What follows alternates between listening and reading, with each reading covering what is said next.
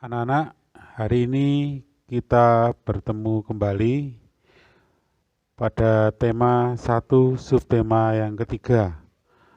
Materinya lingkungan dan manfaatnya. Kita hari ini akan langsung belajar pada PB1 dan PB2. PB1 ada bacaan dengan judul Gerabah dari Pulau Madura. Di situ sudah Pak Heri tampilkan beberapa contoh gerabah. Itu yang sudah jadi, yang paling kiri. Kalau kiri itu melihat dari kiri kananmu, tangan kiri. Lalu bergeser ke kanan, itu ada dua tempat, itu pembakaran gerabah. Jadi kalau sudah dibentuk dari tanah liat kemudian dibakar, sehingga menjadi keras dan tidak mudah pecah.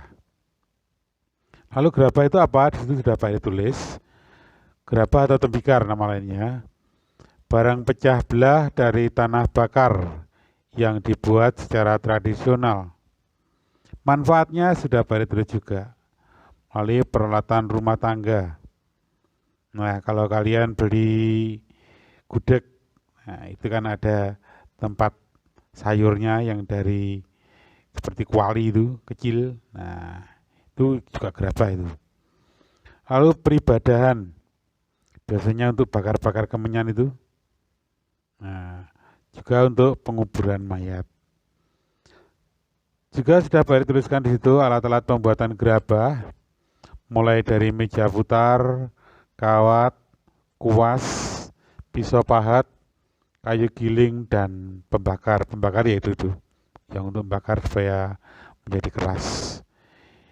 Itu untuk yang slide pertama ini. Baiklah, kita langsung belajar di slide yang kedua. Di situ Pak Eri tampilkan alat-alat untuk pembuatan gerabah. Yang gambar paling atas itu pembuatan gerabah secara tradisional. Yang tradisional yang mana Pak Eri? Yang untuk menggerakkan pemutarnya. Itu tradisional. Karena kan digerakkan dengan kakinya itu. Tekan itu sehingga gilingan tengah yang bulat itu berputar. Nah, yang modern kalian lihat yang bawah itu ada cop listriknya. Nah, di situ dicop nih. Nah, tinggal langsung putar di situ. Nanti ada injakannya di situ. Untuk menginjak, untuk menghentikan, untuk mempercepat dan sebagainya itu ada. Pakai listrik sehingga tidak perlu kakinya mutar-mutar, itu nggak perlu. Itu untuk alat pembuatan gerabah baik yang tradisional maupun yang modern. Nah, anak-anak, sekarang kita lanjutkan kepada slide yang ketiga. Untuk slide ketiga ini kalian harus buka buku tema halaman 127. Ini materi yang cukup sulit, harus diperhatikan sungguh-sungguh supaya nanti kalian bisa mengerjakan tugas berikutnya. Di situ di kolom yang pertama itu ada paragraf, kolom yang kedua ide pokok. Paragrafnya ada sampai dengan 11 paragraf sampai halaman 128 itu. Nah, bacaannya diambil dari bacaan sebelumnya, halaman 124, Gerabah dari Pulau Madura. Sekarang kita akan menentukan ide pokoknya. Itu sudah Pak Heri ajari, ide pokoknya yang mana kamu lihat. Yang paragraf pertama, ide pokoknya salah satu di antara warisan karya budaya yang sangat tua, luas persebarannya, dan mampu bertahan hingga sekarang adalah gerabah, yakni barang pecah belah dari tanah bakar yang dibuat secara tradisional. Nah, kalian lihat di alinea yang pertama, kalimat itu ada di mana? Di alinea pertama. Oh, Pak Heri, ternyata pada kalimat yang pertama sampai titik, ya. Nah, baik, sudah ketemu kan? Lanjut ke paragraf kedua. Pada situs-situs kebudayaan dan purbakala banyak dijumpai gerabah atau tembikar yang difungsikan sebagai peralatan atau perkakas rumah tangga dan untuk keperluan peribadahan serta penguburan mayat. Kalian lihat ke alinea yang kedua, paragraf yang kedua. Kalimat tersebut cocok dengan yang mana? Oh, ternyata cocok dengan kalimat yang pertama. Nah, seperti itu. Tapi tidak semuanya satu alinea itu ide pokoknya pada kalimat pertama. Dilihat dulu. Ya. Begitu juga alinea ketiga sampai dengan alinea yang ke-11. Kalian lihat itu sudah Pak Eri tulis, kalian cocokkan. Ya, semuanya ada pada kalimat yang pertama. Lalu kalimat yang lain Pak Eri. Kalimat yang lain itu adalah kalimat pengembang yang mengembangkan dari kalimat yang pertama itu. Pengembang itu maksudnya apa? Untuk menjelaskan supaya kalian itu lebih jelas. Kalian bisa lihat di paragraf ke-9. Nanti akan melihat penjelasnya bagaimana, oh panjang lebar. Ya. Baik, itu untuk yang slide yang ketiga. Baik, sekarang kita belajar yang di slide yang keempat. Kalian lihat di paragraf ke-9. Adapun proses pembuatan gerabah dilakukan dengan tahapan-tahapan yang harus dilakukan secara berurutan. Jelas ya pada kalimat pertama, tapi kalimat penjelasnya panjang lebar. Itu untuk menjelaskan berurutan itu bagaimana? Itu ada urutan. Nomor 1 sampai dengan nomor 8. Itu ya, jelas? Nah, sekarang kita akan belajar untuk mengembangkan ide pokok menjadi paragraf. Halaman 129. Tanah liat banyak kegunaannya, itu sudah Pak Eri tuliskan. Tanah liat merupakan salah satu jenis tanah yang banyak manfaatnya. Selain sebagai media tanam berbagai jenis tanaman, tanah liat juga dapat digunakan untuk dasar bahan pembuatan gerabah. Ngerti ya? Itu untuk pengembangannya. Pak, pakai kalimat yang lain boleh? Boleh. Tergantung kreativitas kalian. Apalagi kalau kalian gemar membaca. Nanti pasti bisa mengembangkan itu. Apalagi gemar browsing pada ilmu pengetahuan. Wow, kalimat pengembangannya pasti luar biasa. Ya. Sampai ke yang ketiga itu. Ya, yang ketiga. Oke, tidak usah disalin di buku tema, cukup kalian baca saja, nanti akan dikirimkan PPT-nya. Ya. Nah, sekarang kita belajar ke PB2. Dibuka halaman 132. Macam-macam kelainan pada organ gerak pasif, yaitu tulang. Yang pertama, yaitu fraktura atau patah tulang. Kalian lihat di halaman 134. Ada fraktura tertutup, ada fraktura terbuka. Kalau fraktura tertutup, itu patah tulang yang tidak membuat tulang menonjol melalui kulit. Jadi patah tulangnya hanya di dalam, hanya bisa dilihat melalui ronsen dari sinar X. Lalu fraktura terbuka, nah itu menonjol seperti di gambar itu, tulangnya menonjol keluar. Wih, ngeri Pak Eri. Iya, ngeri. Tapi jelas, kelihatan tulangnya jelas dan darahnya itu pasti banyak. Itu bisa terjadi mungkin karena kecelakaan atau jatuh dan sebagainya. Ya, itu untuk fraktura, baik fraktura tertutup maupun fraktura yang terbuka. Sekarang kita akan belajar ke halaman 135 yang paling atas, osteoporosis. Osteoporosis itu bahasa ringannya berkurangnya kepadatan tulang. Kalian lihat gambar yang bawah itu. Tulang yang paling kiri, ada, itu kan lubang-lubangnya kecil-kecil gitu. Tapi semakin ke kanan itu lubang-lubangnya besar. Karena apa? Kepadatan tulangnya semakin berkurang. Sehingga itu yang namanya tulang keropos seperti itu. Karena apa? Karena tubuh sudah tidak mampu lagi menyerap dan menggunakan kalsium secara normal. Itu osteoporosis. Terjadi pada siapa saja, termasuk anak-anak dan orang dewasa. Namun, yang lebih sering terjadi pada wanita, terutama yang sudah tua. Sudah masuk masa tua itu sering terjadi osteoporosis.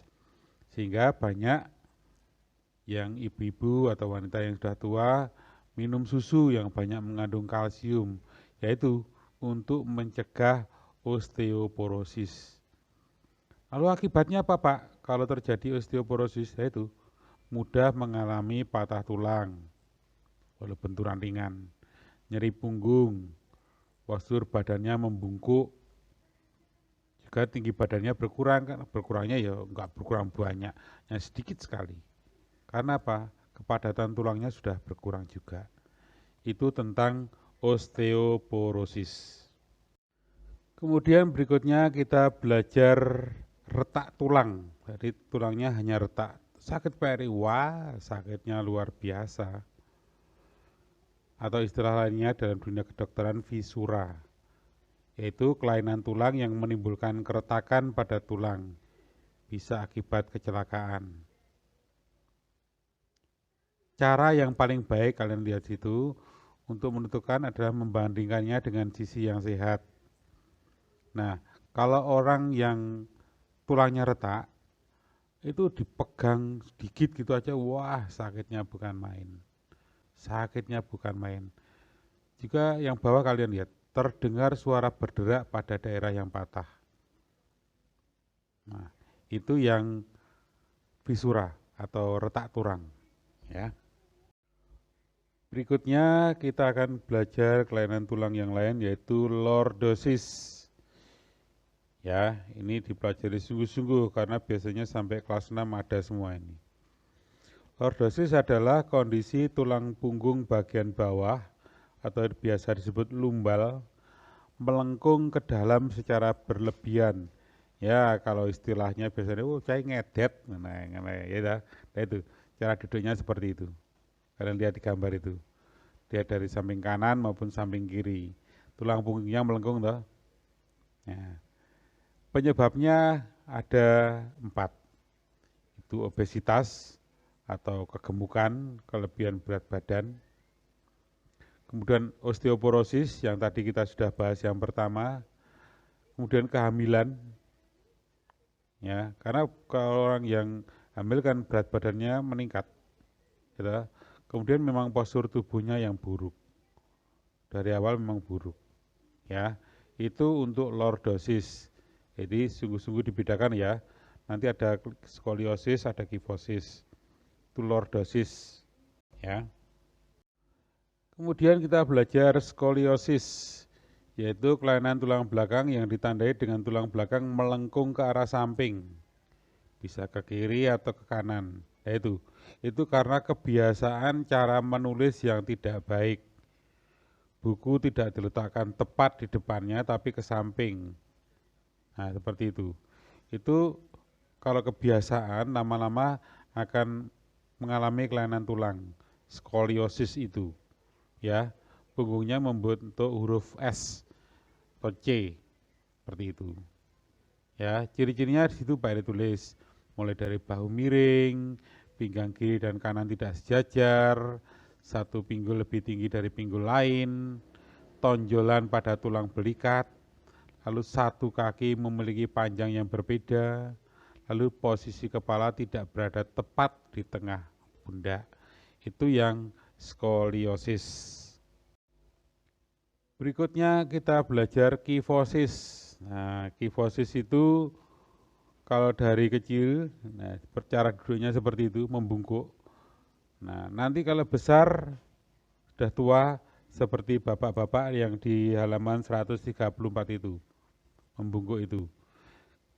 yaitu yang menyebabkan tubuh penderita melengkung ke depan melebihi batas normal atau bungkuk. Ya, penyebabnya di situ ada postur tubuh yang buruk, hampir sama semuanya. Radang sendi, osteoporosis, ada lagi tak? Nah, rata-rata osteoporosis ada di situ. Oke. Nah, sekarang kita belajar ini cara duduk yang benar supaya tidak terjadi kelainan tulang, baik lordosis, skoliosis maupun kifosis. Ya, lordosis tadi yang ngedet tadi, kemudian skoliosis yang membentuk huruf C atau S, kemudian yang kifosis yang membungkuk. Cara duduknya yang tepat sudah ada di gambar itu. Punggungnya lurus, ya, punggungnya lurus dengan punggung kursi. Ya, duduk dengan posisi tegak. Pusatkan beban tubuh pada satu titik. Ketahui posisi duduk yang terbaik. Nah, duduk di ujung belakang, jadi mepet ke belakang. Sehingga apa? Sehingga punggungmu tepat lurus pada punggung kursi. Ya, kalian kalau lihat yang lurus-lurus itu punggungnya yang tegak, rapi, lurus. Kalian lihat bapak-bapak tentara atau yang polisi atau pilot. Nah, itu punggungnya bagus lurus. Sehingga apa? Mereka kesehatannya terjamin, terjaga. Untuk menjalankan aktivitas juga bisa melaksanakan tugasnya dengan baik. Tidak mudah capek, seperti itu. Ya. Lalu nomor 6 itu lihat, lakukan peregangan tiap 30 atau sampai 45 menit. Setiap waktu itu kalian berdiri sebentar, kemudian peregangan sebentar seperti pemanasan itu, lalu duduk kembali. Jangan terus-terusan duduk. Ya, posisikan tangan senyaman mungkin. Bukunya tepat lurus di depanmu. Ya, jangan puntir punggung saat mengambil sesuatu. Lebih baik berdiri, lalu jongkok untuk mengambil. Dan yang terakhir, yang paling penting ini, jangan lupa minum yang cukup. Karena walaupun duduk itu menguras tenaga. Dengan minum yang cukup, kalian akan menjaga kesehatan kalian. Terutama yang kalian yang belajar di tempat ber-AC. Itu minumnya harus benar-benar cukup. Ya, itu untuk cara duduk yang benar. Sekarang kalian buka halaman 141. 141 yang atas. Itu ada materi tentang komik. Komik itu apa? Komik adalah kumpulan gambar yang berjajar dan dilengkapi dengan sedikit teks untuk memperjelas. Nah, itu kita mengenal saja dulu. Kita bukan belajar komik, tapi kita mengenal dulu. Ada 6 jenis komik. Ada kartun komik, ada komik potongan, ada komik tahunan, ada komik online, ada komik ringan, ada buku komik. Nah, kalian bisa melihat itu, bisa dibaca pelan-pelan. Ya, itu jenis-jenis komik yang kita perlu mengenal dari awal dulu.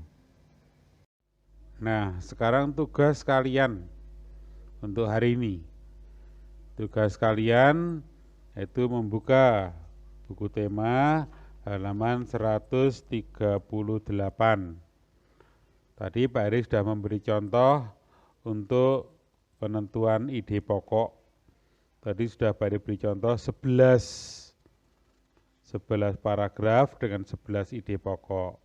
Nah, sekarang kalian juga menentukan ide pokok dari halaman 138. Bacanya yang mana Pak Eri? Bacanya yang halaman 137. Posisi dan sikap duduk yang benar dan sehat. Itu ada 9 paragraf. Kalian tentukan ide pokoknya.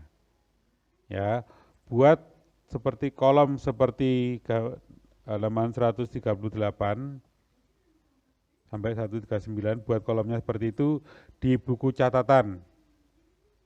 Ya, tidak usah diwarnai seperti itu, tidak usah digarisi juga. Kan sudah ada garis di buku catatan. Setelah dibuat kolom seperti itu, lalu tentukan ide pokoknya. Ya, ingat tulisan yang rapi dan jelas. Karena mulai minggu ini baik tulisan yang tidak rapi, tidak jelas, asal-asalan, tanda baca yang salah, penempatan huruf kapital yang salah, akan kami suruh ulang. Supaya apa? Membiasakan menulis yang baik. Karena minggu kemarin ada beberapa anak yang menulis dengan tidak benar. Contoh ya, yang C itu. Kerjakan dengan tulisan yang rapi dan jelas agar mudah dibaca. Kerjakan, huruf kapitalnya K sudah benar. Dengan, kok ditulis D-nya huruf kapital. Tulisan T-nya huruf kapital, kan salah. Ya, itu. Baik, setelah mendengarkan ini semua, silahkan dikerjakan. Ingat ya, tulisan rapi dan jelas supaya kalian tidak perlu mengulang-ulang lagi. Paling akhir nanti pengumpulan pukul 13.00 hari ini.